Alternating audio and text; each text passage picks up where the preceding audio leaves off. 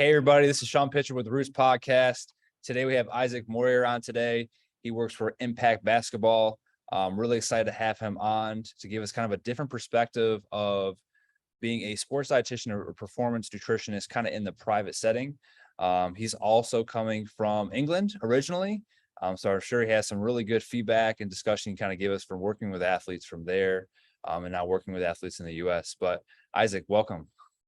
Thanks a lot, Sean. I appreciate you having me on, and looking forward to having a little chat and discussing some of these things. I just want to say the photos you have behind you are awesome. Kobe, one of the greatest basketball players alive, and you can't get much tougher than obviously Tupac and Biggie in the same photo at the same time. With the houseplants. With the houseplants as well. Hey, you got to get your oxygen in, right? You know what I'm saying? Exactly.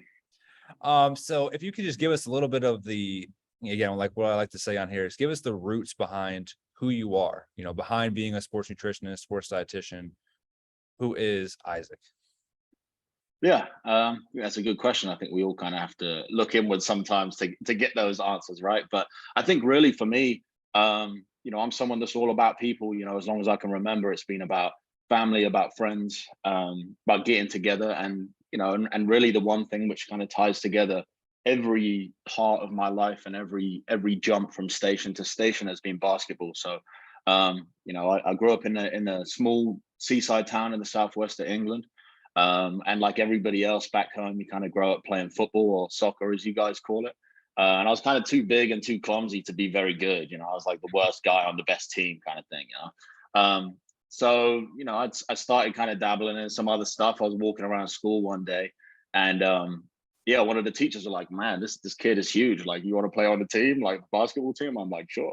And I go pick it up and it just comes like super, super natural. So at that age, I started late relatively, that's 14. And then, before I knew it, like that was my whole life, like I was going to tryouts here and, making the county team and the regional team and then, getting scouted for academy. So at 16, I moved out of my house and was living by myself to kind of start pursuing this dream, So at 16 and really probably a little bit before that, I went all in on basketball and just really committed my whole life to it. And, and it's really given me everything back, like everything I've ever achieved, maybe not everything I've ever achieved, but in my career at least has all been through basketball, So at 16, I was at an academy for 2 years. Then I came out to the States and got a scholarship to a prep school to go play in Maryland for 1 year. And that was a great experience. That was my first taste of kind of life in the US. And then kind of went back, I had some college opportunities to stay, but at 19, I signed for a professional team back home.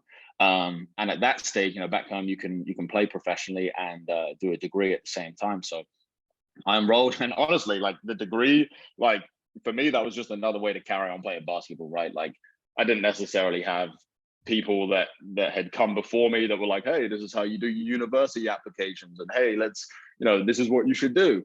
Basketball was like, okay, well, this is the next logical step. Like, okay, well, I'll do a degree. And the degree that I did was sport and exercise science, which was great. So as I was playing pro, I was learning lab skills. We do physiology, biomechanics, sports psychology, sports nutrition from day one.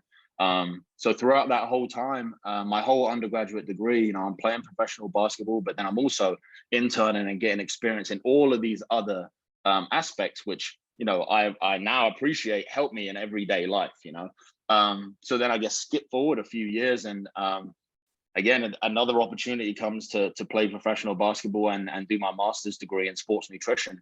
So I kind of grabbed that by the horns and again, basketball has dragged me through these different stages. And at that point, I'm a fairly accomplished performance nutritionist. I've been studying for 3 years already. I'm doing my master's degree. And yeah, it kind of takes off. I get into the applied practice program, which is at our university. And that's interning with local professional rugby teams and soccer teams and all that kind of stuff. And then I'm also lucky where I had a cohort of professional athletes that I could kind of bring in and do seminars and do body comps and do little research studies on. So at that point, I finished my master's degree. I've got 4 years of professional basketball experience and 4 years of hands-on performance nutrition experience as well. And then at that point, I get an offer to go and play in Germany, a professional contract in Germany. And that was the first time ever in my life where like there's nothing else going on other than basketball. So I'm just like, we got practice and weights in the morning. We've got a restaurant we go to for lunch, and then we've got practice in the evening. And the rest of the day is up to yours. You know, you could play video games all day, you could sleep all day. And most of my teammates did do that. You know, for me, I'm kind of like, you know, my fingers are itching. I need to do something. So I start building a consultancy, you know, a performance nutrition consultancy, where I'm just like reading every paper, every position stand, and writing for supplement companies. I'm trying to build a network. And then at that point, you know, I got an opportunity to come over to the States at the University of Georgia. And I could have still carried on playing, and it just felt like at that moment in time, it was worth taking the jump over. So yeah, jumped over, was at the University of Georgia, working with a bunch of different teams as you do in college. And then, yeah, got the phone call to come and run things over at Impact. So yeah, that's pretty much it. It's just so wild how many opportunities being in sports can offer to you, and being able to, again, what I really love about this too is just making connections, right? I had never knew who you were before. We connected at the conference, right? We're able to have a nice sit down conversation, talked about what each other did. And it's just like, you never know where those branches are going to go off to, where 2, 3, 4 years in a line, that person give you a call, or where that person can be a resource for you or help you in some different way. And for your example, right, where you said you had obviously developing that business. Well, it's like, well, now you have all these professional teams you played for, or all these coaches, you know, it's like, now it's just a phone call like, hey, I'm doing performance nutrition now. Do you have anybody that needs help? Or I can do it at this rate, or I can help at least provide these certain services. And it's like, now you don't have to start from square one, because you have so many different people that you can get help or rely on or get feedback from on how to grow and develop that. Plus, right, just listening to you for the 2 seconds you talked there, you know, having the self-motivation and ambition to do that versus the guys that are just okay to settle for whatever the norm is. Like, I'm gonna go to practice and I'm gonna eat and then I'm gonna go to sleep and then do nothing the whole day, right? It's like, what are you doing with those other 5, 6 hours you could be investing in your time to get better, or make yourself more well-rounded, right? Great basketball player, play professionally, but now here's 2 or 3 other different things you built off of that you can do from that makes you so much more valuable. Yeah, it's for me, I guess that's one of the things about me, you know, that goes far beyond my career, is not ever wanting to be comfortable. I'm never comfortable in the situation that I'm in. I'm always curious as to what else there is. You know, what else can we do? How else can we grow? How can we improve? And I think that's really that mentality. And I'll credit my mom for that. You know, that's something that she instilled in me from a very young age. But that's something that's helped me through every single one of these things. Is like, okay, well, what's next? How can this be better? How can we improve this? And yeah, it's just something that's in me. I can't help but to do that, you know. And I can agree with that too. I had a similar motivation from my parents, coming from a lower economic background. It's just like that passion and motivation comes from me, because it's like, I don't want to be poor. I don't want to live off from check to check. Like, I don't want to have to struggle. So then it's like and everybody has that different push, whatever it is, whether it's a certain parent, a certain person, but it's like, it just continues to drive you. Like, I don't care what everyone else is doing. I'm going to do what's best for me at the end of the day, because that's going to get me forward. So I don't have to end up in the situation my parents did, struggling. For sure. Yeah, for sure. No, I grew up in a very, very similar situation. And honestly, that's my first like introduction to nutrition was because of that, because I had a single mom, and she worked like 4 or 5 different jobs. And like, I had an older brother that was kind of off doing his thing, getting himself in trouble. And that left me to be like, okay, well, like I can cook, I get all the freedom in the world to like, okay, well, let me cook for me and my little brother and for my mom. And, you know, and my mom was great at supporting that, you know. So, you know, at a young age, I was in the kitchen and really understood the value of food and how that could be an escape as well, of just, you know, cooking and creating something and kind of, you know, giving it to everybody else as well. And I think that's that same mentality that I was talking about earlier, right? Is that never comfortable, is like, no, like, I want better for me. I want better for other people. I want to be a role model for others, you know? Yeah, I think that's something that at the time is difficult for us growing up in that situation. But when you look back, it's given us skills that a lot of people don't get exposed to. Yeah, I mean, a lot of times, again, every athlete comes from a different environment, different background, different set of parents. And it's just like the ones that typically have to struggle more at a younger age have to learn and develop a lot of those life skills early on because they are pushed into it and really have no other choice because it's what you have to do for the family, depending on the situation. Where, if you have to if you're handing everybody something, now when they get into those situations, those individuals or kids just don't know what to do. And it's like sometimes you get For sure. frustrated at them, but it's really not their fault. But on the other end, like somebody at some point in time is going to have to step in and break that cycle or behavior because overall, long term, it's going to end up being a negative for them and not helping them out, whether it's in basketball or obviously whether it's in just general life. Absolutely. One of the things you mentioned was you had made it into like academy basketball. So is there like a difference, over in England or over in Europe where, depending on the country, there's like a path where you can get pushed into to play for a team to make to the national team. Whereas the US, I know it's like we have all these AAU teams and then, or you have these huge time high schools. And obviously that kind of leads you into positions if you're really good to go to obviously the big colleges like an SEC or ACC or something like that. What's kind of the difference you've seen between those two? Yeah, so the structure is very, very different back home. This kind of academy system is across the board in terms of sports. So every professional team, and this is the whole continent of Europe, will have levels that you kind of work your way through to get there, whether this is in football or rugby or basketball. So generally speaking, in England, in basketball is, in terms of culture and infrastructure, is still far behind Spain and France and Italy, where these kind of steps are only just this grassroots to elite pathway is only just really getting solidified. So when I was coming up, I think that was really, the academy structure was just about kind of getting going, So until in other countries you can get in an academy at 11, or in soccer in England you can get into an academy about 11 or 12. Basketball you can't until you're about 16. So before then, you'll be playing for your school and for a club, like you had mentioned, AAU. We have club teams back home, and then at 16, it's okay. Well, this is go time. You can, if you get recruited to one of the better ACE programs, they were called back then. It's called the EABL. Now that's like a really intensive. You still have all your school work, but you're talking like 20 hours of practice a week with weights and all that kind of stuff. And it's we would get taught about everything from financial planning to sports nutrition to sports psychology. We would have these kind of workshops coming in, and that's 16 to 18. And then from there, it's because you mentioned that now it's like where I was at IMG Academy before this, like that's literally that model, or like where I am right now, like that's kind of where the model has shifted to, where it's like half your day is training, half your day is school. We're trying to, what we call them here is pro habits. We're trying to provide all those different things that they may possibly get exposed to at the collegiate or the pro level. So that way they're as ready as possible. And whether it's financial literacy, whether it's media, nutrition, how to recover appropriately, just trying to build that 360-degree athlete. And I think probably a lot of those different models that you're kind of discussing here, we're probably taking from all those different countries, because they're probably to a certain extent, they're seeing a lot better success with that. And, also kids don't want to be in school for 8 hours a day and then have to go practice for 2 hours a day.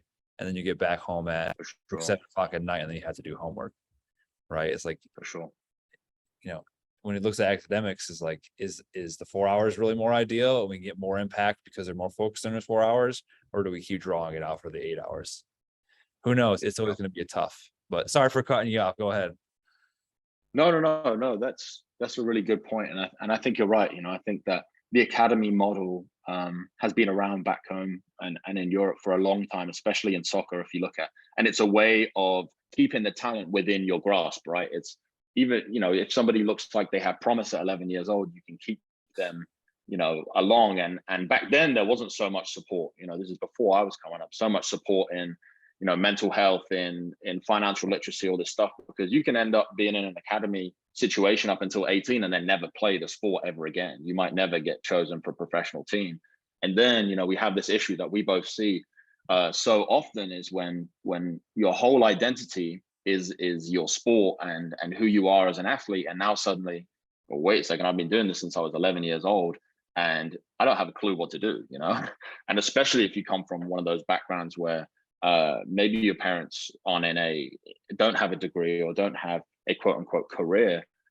Where does that kid turn to now? Who's providing support there? So there's been a real shift in making sure that there are seminars and things to help these kids see value outside of that, to really, work hard in the classroom, make sure that you get your grades, support in applying for university, all this kind of stuff. So it's moving in a really exciting direction. And I think in the future, I think the States, maybe not in basketball, but in some other sports, will probably take that kind of model. Yeah, when sports your whole life. And then like for me, for example, I played 2 years of just Division III football, and like obviously concussions basically took me away from the sport. So it's like, and I'm sure obviously you got to a certain extent, you were done playing professionally, and like we talked about, there's 4 to 8 hours of your day you're dedicating to one thing, and now it's just gone. And then you're trying to figure out, how do I feel the rest of my time? Like, I'm always so used to going to training, going to practice, watching film, right? I'm going to have games, and like, you're really structured and routine because you have to be. But then it's like when all those pieces in your structure and routine are just gone, it's like, how do I fill that void? And some people are able to take it on really well and be able to fill and put stuff in there. It's going to still make them productive and still help build and progress them. And other people just, if they don't have those schools or didn't have that guidance provided to them, are lost and have no clue what to do. Yeah.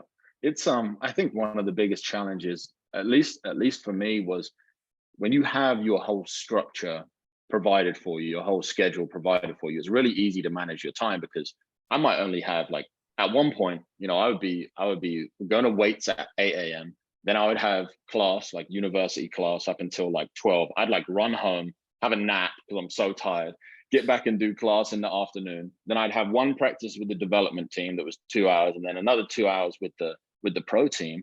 And it's like, there's literally any time that's in between that, I need to study, I need to, I don't know, call my mom, do something. And then suddenly when you're responsible for all of that stuff, when you leave and nobody is creating your structure, trying to fit in your weight sessions and trying to keep yourself in shape, and now, staying on top of your learning and all of that stuff, that was a huge challenge of like, okay, well, this is a real test of, I looked like I had great time management because I really only had one window in each day that I could really do anything. That was the only time I had. So I would have to do my university work. But then suddenly when that's taken away, it's like, wait a second, I've got like all day. Yeah, like, I'll do that later. Study, I don't got to do tests, I don't got to do paper. Yeah. You're like, oh wow, this is what this feels like. Yeah.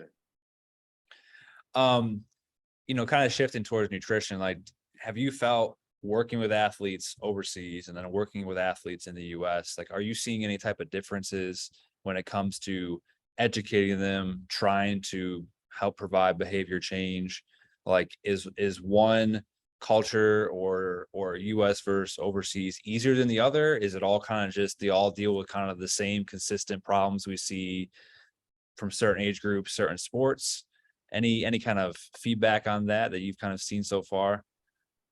Yeah, I think there are some very clear differences. I think, first of all, I think the challenges are the same in terms of the spectrum of socioeconomic status. We have the same spectrum. We have very, very poor, we have very rich, and they could be in the same team. So having to flex your recommendations and be mindful of that, as well as providing culturally sensitive suggestions too, is really important. So those challenges are very, very similar, but where it becomes different is the resources that are available, right? So back home, there is a fraction, a sliver of the resources available in sport compared to here. And with that comes more challenges in terms of what can you provide, how creative do you have to be in order to deliver the message. But it also comes, it's a double-edged sword, because on the other side, the athletes are so much more grateful and so much more willing to kind of put the work in because they've never had exposure to this kind of stuff before. We've got high school programs here in the States now that are handing out recovery shakes, and they have their own versions of training tables. And back home, it's like, by the time you're 18, you're like an adult. There's nobody doing anything for you, like you are by yourself, you're living by yourself, cooking for yourself. Here in college, there's an element of getting things kind of handed to you. So with that, it's really easy as a performance nutritionist, because like, okay, grab that from the fuel station, go to training table, make your plate look like this. But back home in Europe, it's more like, okay, well, what's your budget? What are your cooking skills? Where's your local store? Like, okay, well, let's try and make this, try and cook this up in that time that you get back. So those are kind of some of the differences there. And I think the last one is the kind of education component as well. I had alluded to this a little bit earlier, but at 16, we start specializing. We only study 3 subjects at 16. So you effectively are already choosing the degree that you're going to go down at the age of 16. So if, for example, for the course that I got onto, I had to choose 3 courses which would help me to get on there. So by the time I start university, I am just going straight in. There's no like English 101. There's no like basket weaving or film studies or none of that. I'm about to say, don't even get me started on those, because like I can reflect back on where I went to school for my undergrad, and it's like you're spending 1 to 2 years taking all these classes. And again, I don't want to offend nobody, like, but for me, like, useless. Like, why am I taking 16th century French history when I could be taking nutrition classes or cooking classes or biochemistry or the stuff that's necessary right from the start? Yeah. And then that way I could get through quicker through school. But no, like you just got to spend another year, or you got to take all these classes for the first couple of years. And it's like, yeah, you could say I'm well-rounded, but I can look back and reflect on that. I don't remember anything from that class. Sure. So how did it really sure. value to help me long-term in my development and what I'm doing in my specific profession? I don't really know, but I'm sure that's a whole nother topic to get down to. But as soon as you said that, oh my God. So my point in saying that is that, a lot of athletes went through that same pathway that I did, that did a sports science degree or a nutrition degree or something, because they were athletes. So a lot of the athletes that you work with already have a pretty sound understanding of sports nutrition, like, and to a fairly high standard too. Like, they've done a degree in something related, or are studying a degree. So you can get a little bit more complicated, and you can kind of skip over some of the stuff like, what is a carbohydrate? What is glycogen? And they would have at least been familiar with these. And then the other thing that I'll say is the reason why the 2 things are different, and you said you have to take these courses, is think about the tuition structure as well. It's very different. Back home, every university is state funded, and it's the same tuition fee. Here, it becomes a whole different ball game. Yeah. Oh wait, we could $5,000 at this community college, or you're going to Yale and paying $100,000 a semester. It's just like, it's just a free for all when it comes to what are you going to pay? So if they can charge you to do French history and film studies, and you're still going to pay, then that's capitalism 101, right? Exactly. And all the stuff you're saying, like, I can see firsthand here, right? Like, the last place I was at, we had over 70 different nationalities there. Typically those athletes, right, getting a carb, getting a protein, getting color on their plate typically wasn't any issue, right? We could work on a little bit more advanced stuff. US athletes, they don't know even the bare bone basics. And if you look at academic system wise, a lot of places are taken out, don't have any nutrition, don't have any home ec, don't have any cooking classes, don't have any specific sports science or exercise, right? And then it's like you're taking those out of schools, and you're saying they're, additional things you could add, but it's like those are life skills, whether you're an athlete or not, that you have to do every day. And I think I said this a couple of times, like, you spend 8 to 10 hours of sleeping a day, you probably spend 2 to 4 hours of eating a day, you're hydrating all day, you're spending 10, 15 hours on those 3 things every single day. So from an academic perspective, right, whether you're an athlete or not, why wouldn't you invest time at those young ages going up? Or at least in your case, right, like, at least let's say the last 2 couple years of high school, teaching them those things to better prepare them. Or financial literacy, teaching them those things so when they go to college and get their first job, and like, they know how to save. And I saw a stat, because I watch, I don't know if you're familiar with Earn Your Leisure. You've ever heard of that before? I have not, no. Great thing to definitely look up. They have a lot of different stuff on YouTube and videos on how to everything and anything you want to know about finances, right? But they show the statistic in the US, and like, people that are 20 to 30 years old or 20 to 35 years old, right? On average, maybe only have like $2,000 to $5,000 in their bank account. Yeah. Because it's just so much mismanagement of money, or they're not calculating for if you're moving to a certain city and all the costs that are going to be associated with that. And I mean, I'm sure you've seen, right? Obviously, the increase with inflation and cost there. And it's like now you're 40, 50 years old, you still don't have any money saved. And it's like you're 10, 15 years away from retirement. And it's like, well, now you can't retire because you didn't have the right things in place to be able to do that. For So sure.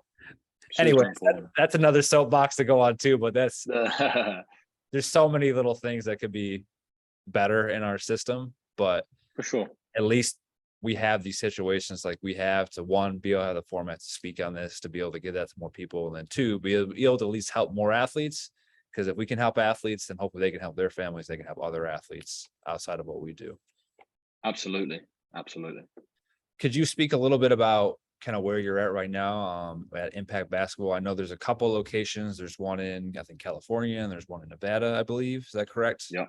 And then we got a couple spots around the world, but the main spot is in Las Vegas, Nevada. So Impact Basketball is the world leader for NBA draft prep and player development, really. So they've been doing it for 25 years. My boss started with 25 years ago with Kevin Garnett, Tayshaun Prince, Ty Lue, Chauncey Billups, these kind of guys, and really did everything for them back then. There wasn't really any performance nutritionists or dietitians back then, or strength coaches working with guys. He did everything for them, and as those guys had great careers, more and more people got on board, and we have hundreds and hundreds of guys that are in the NBA and head coaches within the NBA now as well. So I took the job 3 years ago, and I was really tasked with building the performance nutrition department from scratch. So when I got there, it was a basketball gym with a bunch of coaches and player development guys, physical therapist, athletic trainer, and a strength coach, and a sponsorship from a supplement company. And everybody was just kind of like, okay, well, here you go, here's some protein powder, here's some. So for me, like, your typical, hey, you're done with your lift, done with your practice, go get a shake, and that's it. Yeah, literally, yeah. And so that was great for me because, like, first of all, I'm in my comfort zone. Like, I'm in a basketball gym and honestly, like, here's a funny story. When I first took the job was right, like, as the pandemic was looming. I was on the floor, like I was doing workouts and rebounding for guys, and I was like literally with these dudes that just their agents had just sent them in, and we were so short staffed that I was having to do everything. Like, I was coach, I was nutritionist, I was operations, I was doing everything. And as things kind of calmed down, I started building these systems and structure and protocols around all of this stuff, and now get to today. We're in a very, very different place. I've been super lucky to work with. We probably had 50 draft selections since I've been there, and another couple hundred of NBA and then WNBA and EuroLeague level players. So I'm in a really, really lucky position where I get to work with some of the best basketball players in the world and help them in an area that they quite frankly have no clue about. So yeah, my day to day is different every single day. I did I've done some consultant stuff in the NBA as well. I consulted with the Sacramento Kings for a little bit there. And through Impact, we actually work with the Indonesian Basketball Federation as well. So I do a ton of stuff with them as well, through, from their seniors all the way down. So I've been really lucky to get a taste from everything from that kind of performance center setting to, actually being integrated in a team, and then at the kind of federation level as well. So looking at, how do things change as the levels go down, and how is there some continuity upwards as well in terms of education and things which kind of carry on. So yeah, I know that's a long answer, but there's just so much stuff that I have to do here. It's it's interesting for sure. It constantly keeps you on your toes too, right? Like, you're getting high level athletes, NBA, pro, probably professional from obviously Europe or other countries. And then it's like, you're probably also getting the high school player at the same time. So it's like, you're having to be able to be really flexible with your education and information, right? Because you may have this set of individuals or people at this level to understand this. And then obviously guys are coming in that don't understand anything at all, or is Yeah. you just have to be able to constantly change your verbiage and communication to be able to fit whoever's basically going to be coming in front of you at that specific time, which not everybody can do. Some people have a one size fit all approach, which, I don't think is going to work, because literally every person individually is different. So if you're not able to change from person to person, or, get to know them and figure out who they are, I mean, that's where you're going to create more buy-in and be able to get your point across at the end of the day. Yeah. Yeah. I have many, many different hats that I have to put on to communicate the same message in different ways, right? I meet with NBA GMs, I meet with agents, I meet with the athletes, I meet with the parents of the athletes. As you had mentioned, we also have a prep school program September through April. So we have 20 19-year-olds in the building too. And then there's a whole other component where we do like summer camps and all kinds of other stuff as well. So, and although I have other people that do that, I still have to communicate with the kids in passing and with the parents if they have another question. So yeah, I think that the marker of being somebody that's great in this profession is the ability to be able to flex and change, to be able to, you have to know your stuff at the highest level, but you also have to be able to dilute it just as easily and get your message across. So those practitioners that are still kind of young in their profession here, I think it's really important to practice flexing those messages and having different ways of saying the same thing. And that's where, I was very fortunate. I had a lot of mentors that exposed me to a lot of different sports, right? A lot of different personalities, because a lot of times you come up through sports nutrition in the US, it's just like, you were football. Okay, great. But if you become a director one day, or if you got to work with softball or basketball or baseball, or if you got to work with a sport that not everyone gives a lot of love to, golf, for instance, right? Like, you got to be able to speak to all those different types of people, and then also understand their sport a little bit to a certain extent. Like in your situation, right? I'm sure you had a ton of buy-in, able to come in, you've played, the game, nutrition, right? So you're able to fit in a lot of different areas and speak the lingo and speak the language, right? I don't originally come from a basketball setting, so it's like I've worked with basketball in the past at other universities I've been, so at least I had an idea of certain ground level verbiage and information and kind of how to conversate with people that are in that specific space. But if I had never worked with basketball before, and then I came to a basketball place and I had no clue, you're like a sitting duck, right? Because the kids and the staff are going to eat you alive, because they're going to know really quick if you have any clue about anything. Yeah, you got a very small window. That's kind of what happened to me at Georgia. Actually, I worked with baseball, which is a really high performing program. They were like number 2 in the nation at that point. And imagine, like, I'm coming from England, I don't have a clue about baseball. Like, I might have seen it in a movie a couple of times or something, and that was honestly a really cool experience, because I knew nothing about baseball and they knew nothing about nutrition. And I owned that, like, you know what, you guys teach me about baseball, about the culture, about the lingo, all that stuff. And I'll do the same in terms of nutrition. And it really worked. But had I have gone in and tried to fake it and try to BS them and watched a couple of videos and started, oh yeah, look, just making stuff up, then they would have never respected me. They would have never listened to it. Right. That and what you said right there, that's the best thing you could do. Just be honest and upfront. I don't know nothing about this sport, so I'm going to ask you a lot of questions. It may be a simple and easy question, but it might be the same thing vice versa, right? You don't know what a carb gives you energy. That's a simple and easy thing that I'm going to look at you, be like, why don't you know it? But if I come back at you and ask you something about basketball, and you're like, why does he know about what a pick and roll is? Right? Yeah, It's the same thing, just two different things. Like, mine's nutrition, yours basketball. Yours is simple, mine's simple, but we don't understand that lingo, sure. because you grew up playing basketball. I grew up with your school doing nutrition. Now we're trying to teach each other both of those ends. So now almost again becomes like a business agreement, because now you're helping each other out in each sense, so you can better understand each other. Yeah, transactional knowledge. Yeah, I think at the end of the day, like, in a lot of senses, academies, high schools, colleges, pros, I always like to use like your body as your business, because pretty much any of those levels now, they're all business to a certain extent. So the more you can talk about business, transactions, money, how it's going to help set you up for success later on in life, that's just keywords and verbiage that I found to be helpful and relatable, because everyone can relate to those specific things. Because at the end of the day, what's every athlete want to do? Right? Make money, be able to help their family out and support them, be able to not be in the struggling situation that they were before, right? And if you can kind of touch those key points that are really sensitive to them and really important to them, right, that may be that one opportunity at that time where you can kind of inch your way in to help them out. Yeah, no, I agree for sure.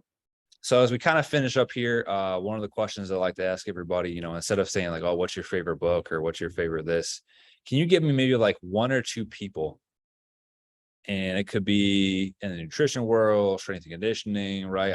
For anyone that you think that would be a benefit on this podcast to go and listen to immediately, go talk to them, go listen to their podcast, go hit them up on social media that could have an instant impact and help them out and would be open to be able to do that.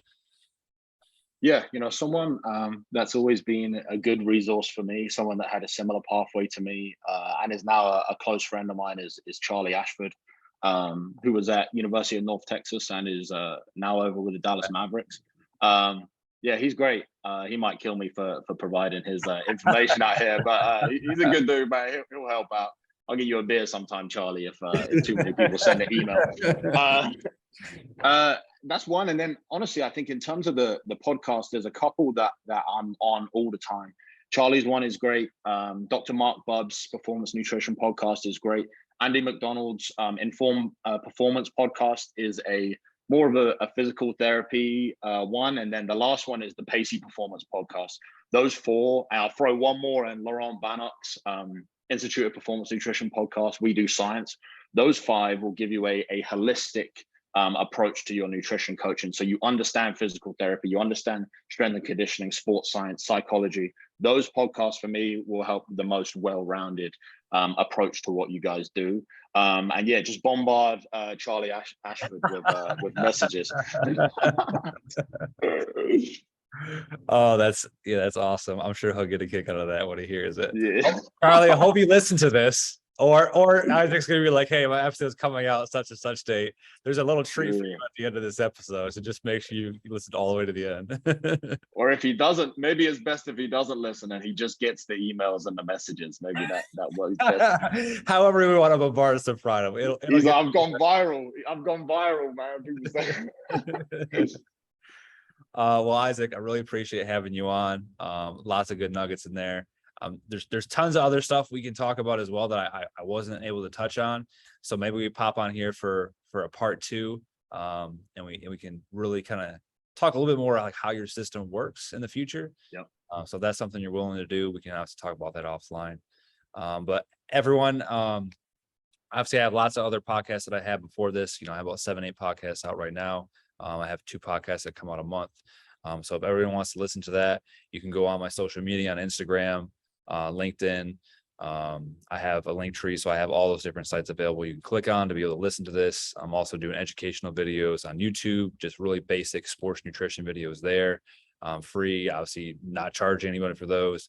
Again, my whole mission is to try to get out as much information as I can to teach all those different professionals, whether it's college, pro, high school levels, and just give them some kind of snippet of information that they can learn from.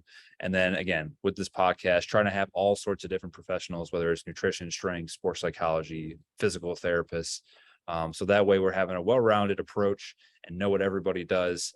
And that way we can have an interdisciplinary approach when we're putting ourselves in a position where we're in these different environments. So thanks, Isaac. Have a good one. Cheers, mate.